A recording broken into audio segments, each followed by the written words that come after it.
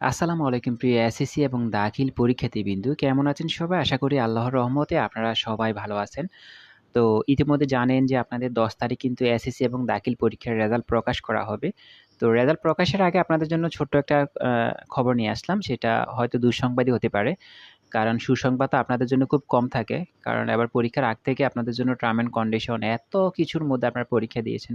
সুসংবাদটা আসে কোথায় থেকে? তাছাড়া রেজাল্টের পেপার কাটার সময় আমরা দেখেছি টিকটকরা রেজাল্ট পেপার কাটে। আপনাদের রেজাল্টের আপনাদের পেপার কিন্তু এখানে পাওয়া যায়, ওইখানে পাওয়া যায়। আ পেপার না কেটেও কিন্তু আপনাদের রেজাল্ট তৈরি করা হয়েছে। এরকমও আমরা অনেক নিউজ দেখেছি। যাই হোক আল্লাহ তাআলা ও অন আ যারা এরকম করেছে তাদেরকে আল্লাহ তাআলা হেদায়েত দান করুক। তো আপনাদের জন্য যে দুঃসংবাদটা আজকে যে আলোচনা করব সেটা হচ্ছে যে আপনাদের এবার রেজাল্টের কিন্তু পাসের হারটা কিন্তু অনেক কমে গেছে, অনেক। অনেকটাই পাসের হার কমে গেছে। অনেকে বলবে যে, "ভাই আপনি কিভাবে জানেন?" দেখেন যেহেতু আমরা বেস পড়াই, আমরা অনেক যারা পেপার কাটে, যারা পেপার রেজাল্ট শিট তৈরি করে, আ তাদের সাথে আমাদের কনট্যাক্ট, তাদের সাথে আমাদের প্রত্যেকদিন দেখা হয়, কথা হয়। তো তাদের কাছে যখন জানতে চেয়েছিলাম তারা বলেছে, গতবারের চাইতে এবার রেজাল্ট অনেকটাই খারাপ হইছে। তো গতবারের তো এমনিতেই খারাপ অবস্থা। আ আর গতবারের চাইতে যদি এবার রেজাল্ট আরো খারাপ হয় তাহলে কি অবস্থা হবে বলেন? তো যতটুকু একটা আইডিয়া করেছি, অ্যা কিছু রেজাল্ট প্রায় ৪০% ৪৫% পর্যন্ত হয়ে গেছে আমি যতটুকু জেনেছি।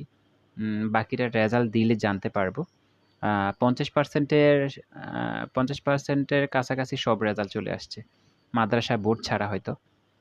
যাই হোক তারপর রেজাল্ট দিলে বলতে পারবো আমরা। তো শিক্ষক যেটা জানিয়েছে বলেছে রেজাল্ট খুবই খারাপ হইছে। রেজাল্ট অনেক খারাপ হইছে। বিশেষ করে যারা উপর থেকে নির্দেশনা ছিল যে কাউকে ১ নাম্বার বাড়তি ১ নাম্বার দিয়ে যাতে পাস করানো না হয়।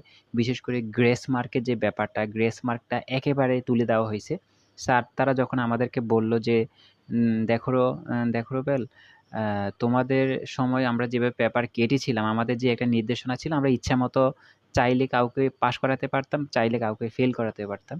তো কেউ যদি ২-১ নাম্বার কম পেত তাদেরকে কিন্তু আমরা ২-১ নাম্বার বাড়িয়ে পাস করিয়ে দিয়েছি। আমরা এরকমও অনেক হাজার স্টুডেন্টকে আমরা পাস করিয়ে দিয়েছি। কিন্তু এবার বোর্ড থেকে যে নির্দেশনা, সে নির্দেশনা মোতাবেক আমরা কিন্তু এবার ঐরকম নাম্বার কাউকে দিয়ে পাস করাতে পারিনি। এজন্য ফেলের হারটা ভীষণ আকারে বেড়ে গেছে। উনার নিজের মুখের কথা। আমার ২ জন টিচার খুব পরিচিত আমার নিজেরও টিচার। তো এখন হয়তো আমি বেস পড়াই দেখি, তারপরও আমার টিচার তো টিচারই থাকবে। আমার কাছে অনেক কিছু শেয়ার করে। তো এই জিনিসটা শেয়ার করেছি এজন্য আপনাদের কাছে শেয়ার করলাম। এত ব্যস্ততার মধ্যেও ভিডিও তৈরি করে আপনাদেরকে জানিয়ে দিলাম। হয়তো আমার ভিডিও অল্প মানুষই দেখেন। তারপরেও চেষ্টা করবেন এই ভিডিও তথ্যগুলো আপনারা মাথায় রাখার জন্য বা অন্য আপনার ফ্রেন্ডকে বলার জন্য। তো রেজাল্টের হারটা অনেকটাই হইছে, আপনাদের ডাউন হয়ে গেছে।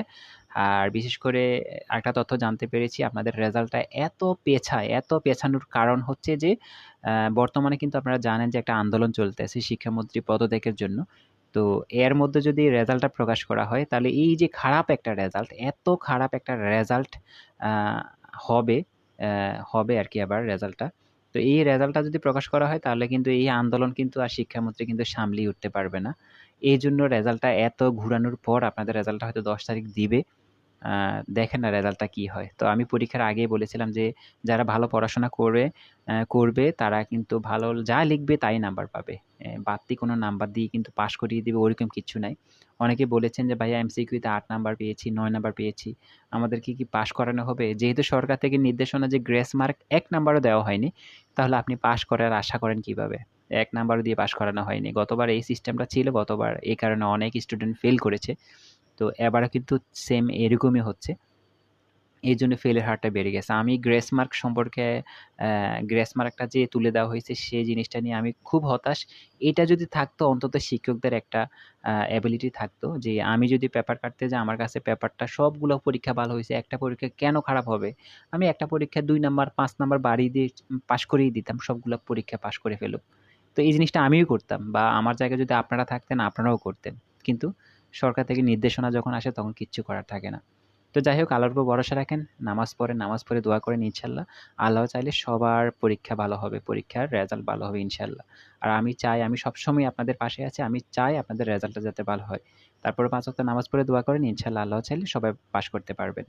তো রেজাল্ট দিলে আমরা জানতে পারবো পুরোপুরি। তবে আগে থাকতে যতটুকু ইঙ্গিত পেয়েছি রেজাল্টটা অনেকটাই খারাপ হয়েছে গতবারের তুলনায়। গতবার ৬ লাখের 6 লাখ প্রায় 60,000 এর মতো স্টুডেন্ট ফেল করেছে। এবার আরও বাড়বে। এবার আরও একটু বেশি হবে। তো যাই হোক, দেখেন কি হয়।